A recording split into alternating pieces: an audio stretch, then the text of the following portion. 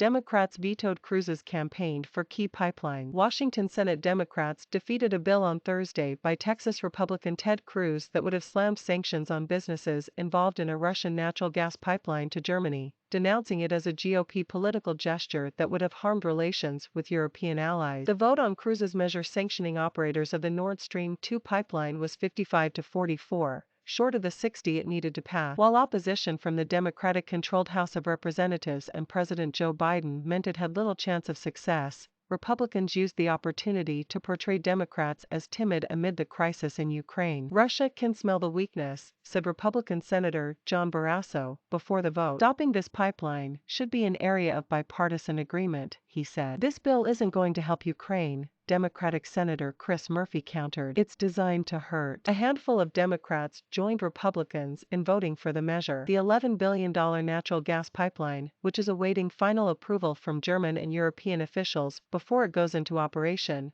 has been a particular focus of attention as the United States and its European allies try to build a united front against Russia. German Defense Minister Christine Lambrecht warned on Thursday against drawing a link between the Nord Stream 2 pipeline and the Ukraine conflict. We should not drag into this conflict, Lambrecht told the broadcaster RBB in an interview. We need to solve this conflict, and we need to solve it in talks. That's the opportunity that we have at the moment, and we should use it rather than draw a link to projects that have no connection to this conflict. The Biden administration and its supporters in Congress argue that Cruz's bill would have harmed relations with Germany, which is like much of Europe dependent on imported natural gas at this crucial time. Democrats have introduced their own legislation targeting President Vladimir Putin, his top officials and Russian financial institutions if Russia attacks Ukraine, a claim that Moscow denies. The pipeline would double the volume of gas pumped by Russian state-owned gas giant Gazprom directly to Germany. Lawmakers of both U.S. parties have overwhelmingly opposed the pipeline. The U.S., as well as some European countries including Ukraine and Poland, said the project would deprive Kiev of transit fees as well as increase Moscow's leverage over Europe, where gas prices have been soaring. Democrats emphasized that much of the work on the pipeline was done under the previous administration. This is the Trump-Putin pipeline, said Senator Robert Menendez, a New Jersey Democrat and sponsor of the rival Democratic bill, which is yet to come up for a vote. The Trump administration failed to act. Agencies via Xinhua